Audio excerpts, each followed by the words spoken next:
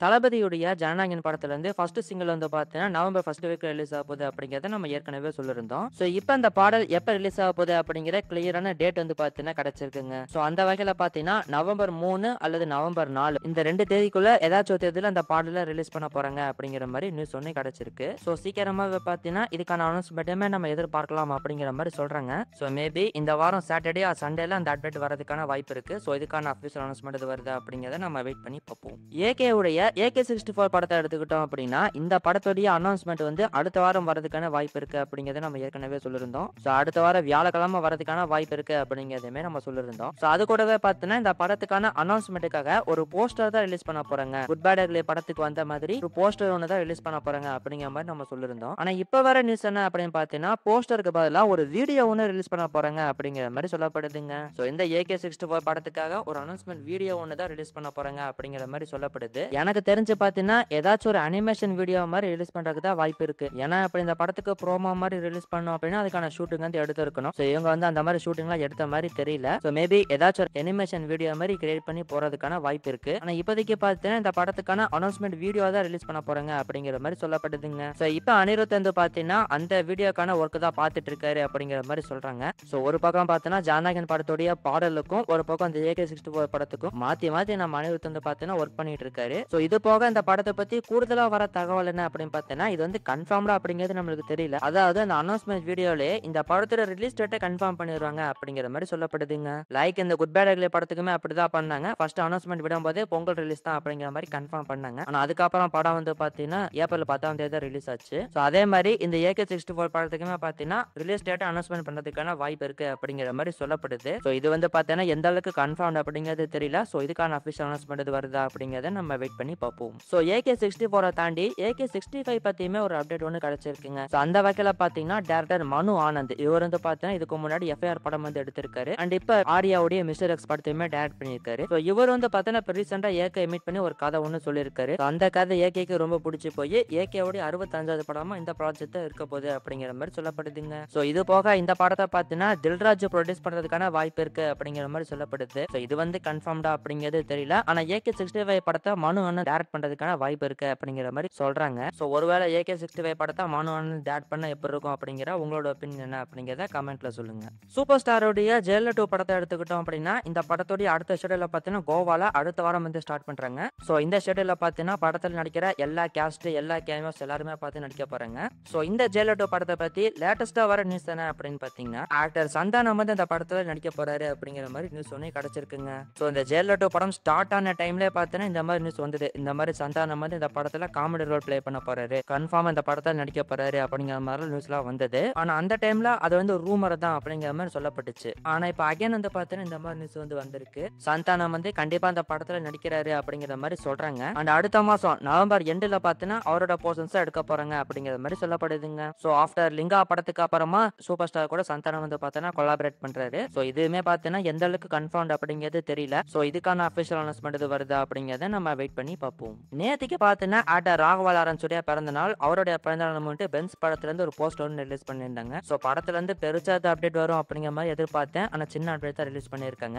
So, இப்போ இந்த படத்துடைய ஷூட்டிங் வந்து பார்த்தீங்கன்னா, ஒரு ஃபேக்டரியில நடந்திருக்கு. அந்த ஃபேக்டரியோட ஸ்டில் வந்து பார்த்தீங்கன்னா இப்போ ரிலீஸ் ஆயிருக்கு. அதை பார்க்கும்போதே பார்த்தீங்கன்னா, லியோ படத்துல வந்து அந்த தாஸ் அண்ட் கோ அந்த ஃபேக்டரி மாதிரி தாங்க தெரியுது. என்ன ப்ரோ லியோ படத்துல அந்த ஃபேக்டரியை லியோ அழிச்சிருவாரு அப்படிங்கிற மாதிரி கேட்பீங்க. ஸோ, ஒருவேளை இந்த பென்ஸ் படம் வந்து பார்த்தீங்கன்னா, லியோக்கு பிரேவியஸ்ல நடக்கக்கூடிய படமா இருக்கிறதுக்கும் வாய்ப்புகள் இருக்கு. ஸோ, மேபி இந்த படத்துல ஏதோ ஃபிளாஷ்பேக் இருந்து அந்த ஃபிளாஷ்பேக்ல தாஸ் அண்ட் கோக்கு லாரன்ஸ் மாஸ்டர் போற மாதிரி கூட இருக்கலாம். ஸோ, இது போக இந்த பென்ஸ் படத்துல பார்த்தீங்கன்னா, ஆக்டர் நரேன் அவருமே நடிக்கிறாரு அப்படிங்கிற மாதிரி நியூஸ் கிடைச்சிருக்கு. ஸோ, LCUல கைதி அண்ட் விக்ரம் படத்தை தாண்டி இந்த படத்துலயுமே நரேன் இந்த படத்தை நடிச்சிருக்காரு. ஸோ, கண்டிப்பா LC ஃபேன்ஸ்க்குலாம் தரமான ட்ரீட் இந்த படம் இருக்கும்னு நினைக்கிறேன். ஸோ, இந்த பென்ஸ் படத்தோட ரிலீஸை பொறுத்த வரைக்கும் பார்த்தீங்கன்னா, அடுத்த வருடம் சம்மர் தான் டார்கெட் பண்றாங்க அப்படிங்கிற மாதிரி சொல்லப்படுது. எனக்கு தெரிஞ்சு அடுத்தது செகண்ட் ஹாஃப்ல தான் இந்த பென்ஸ் படம் ரிலீஸ் ஆகிற மாதிரி இருக்கும்னு நினைக்கிறேன். ஏன்னா அடுத்தது சம்மருக்கு வந்து பார்த்தீங்கன்னா லாரன்ஸ் உடைய காஞ்சனா 4 படம் வந்து வருது. ஸோ, அதனால இந்த பென்ஸ் படம் வந்து பார்த்தீங்கன்னா அடுத்த வருஷம் செகண்ட் ஹாஃப்ல ரிலீஸ் ஆகிறதுக்கான வாய்ப்பு இருக்கு. ஸோ, என்ன பண்ண போறாங்க அப்படிங்கிறத நம்ம வெயிட் பண்ணி பார்ப்போம்.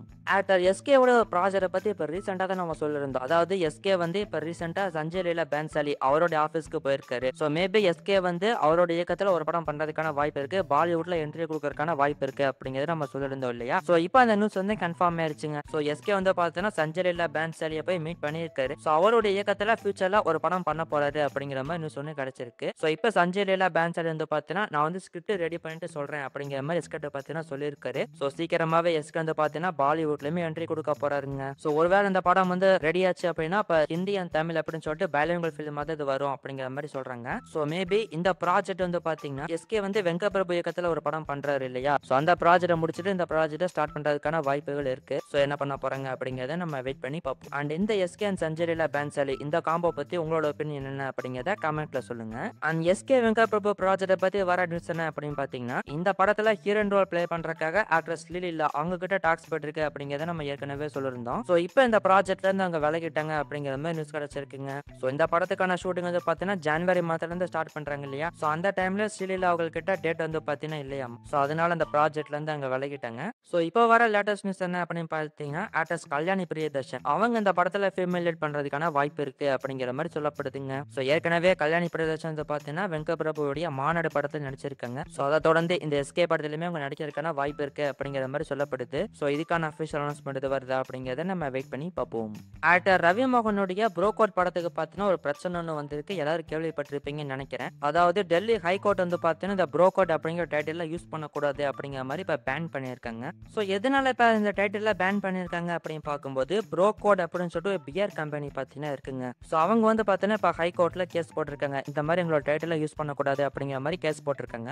ஆக்சுவலாக இந்த ப்ரோகோட் பியர் கம்பெனி பார்த்தீங்கன்னா ரவிமோகன் அப்ரோச் பண்ணியிருக்காங்க. இந்த மாதிரி எங்களோட டைட்டில் ப்ரொமோட் பண்ணுங்க அப்படிங்கிற மாதிரி கேட்டிருக்காங்க. அண்ட் அதுக்கு ரவிமோகன் வந்து பார்த்தீங்கன்னா முடியாது அப்படிங்கிற மாதிரி சொல்லியிருக்காரு. ஸோ அதனால தான் பார்த்தீங்கன்னா இப்போ அந்த கம்பெனி வந்துட்டு கேஸ் போட்டிருக்காங்க அப்படிங்கிற மாதிரி சொல்லப்படுது. ஆக்சுவலாக ரவிமோகன் வந்து பார்த்தீங்கன்னா என்டர்டைன்மெண்ட் கேட்டகரியில இந்த ப்ரோகோட் அப்படிங்கிற டைட்டில் வாங்கிட்டாரு. இருந்துமே எப்படி கேஸ் போட்டாங்க எப்படி பேன் பண்ணாங்க அப்படிங்கிறது தெரியல. ஸோ இப்போ மூவி டீம் வந்துட்டு இந்த ப்ரோகோட் அப்படிங்கிற டைட்டில் மாற்ற போறாங்களா அல்லது என்ன பண்ண போறாங்க அப்படிங்கிறத நம்ம வெயிட் பண்ணி தான் பார்க்கணும். ஸோ இந்த படத்துக்காக ரிலீஸ் பண்ண அந்த ப்ரோமோவை பார்க்கும்போதே பார்த்தீங்கன்னா இந்த ப்ரோகோட் அப்படிங்கிற டைட்டில் இந்த படத்துக்கு கரெக்டாக இருக்கும் அப்படிங்கிற மாதிரி தான் தோணுச்சு. ஸோ என்ன பண்ண போறாங்க அப்படிங்கிறத நம்ம வெயிட் பண்ணி பார்க்கலாம். அண்ட் இந்த கான்ட்ரவர்சி பத்தி உங்களோட ஒப்பீனியன் என்ன அப்படிங்கிறத கமெண்ட்ல சொல்லுங்க.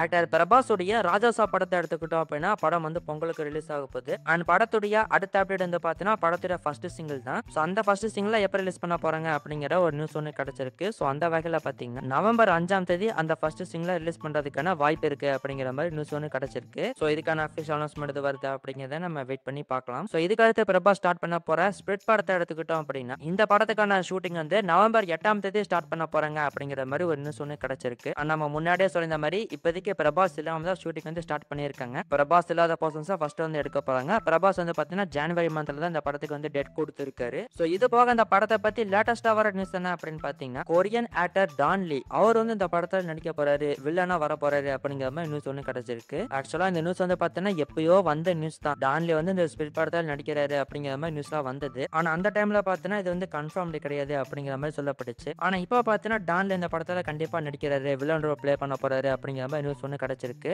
இது வந்து பார்த்தீங்கன்னா ஆல்மோஸ்ட் கன்ஃபார்மான நியூஸ் தான் அப்படிங்கிற மாதிரி சொல்றாங்க. ஸோ ஒருவேளை டான் லீ இந்த படத்தில் நடிச்சா ரொம்பவே சூப்பராக தான் இருக்கும். ஸோ என்ன பண்ண போறாங்க அப்படிங்கிறத நம்ம வெயிட் பண்ணி பார்ப்போம்.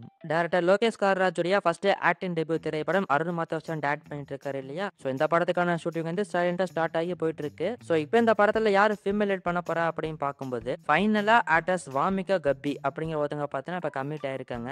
ஸோ யாரோ இந்த படத்துல ஃபீமேல் பண்ண போறா அப்படிங்கிற மாதிரி டாக்ஸ்லாம் போய் இப்போ ஃபைனலா வந்து பார்த்தீங்கன்னா ஆக்டர்ஸ் வாமிகா கப்பி வந்துட்டு கமிட் ஆயிருக்காங்க. ஸோ இப்போ இந்த படத்தோட ஷூட்டிங் வந்து ஸ்டார்ட் ஆகி போயிட்டு இருக்கு இல்லையா? ஸோ படத்துக்கான என்டையர் ஷூட்டிங்குமே பார்த்தீங்கன்னா ஜனவரி மந்தோட கம்ப்ளீட் பண்ணி முடிக்க போறாங்க அப்படிங்கிற மாதிரி சொல்லப்படுது. அண்ட் மார்ச் ஆர் ஏப்ரல்லே படத்தை ரிலீஸ் பண்ணலாம் அப்படிங்கிற மாதிரி பிளான் பண்ணிக்கிறதா சொல்லப்படுதுங்க. ஸோ இந்த மாதிரி அந்த படத்துக்கான வேலைகள்லாம் மும்பரமா போயிட்டு இருக்கு. ஆனா இனிமே பார்த்தோன்னா படத்துக்கான அனௌன்ஸ்மெண்ட்டே ரிலீஸ் பண்ணல. ஸோ சீக்கிரமா அனௌன்ஸ்மெண்ட் பண்ணிடுவாங்கன்னு நினைக்கிறேன். வெயிட் பண்ணி பார்ப்போம்.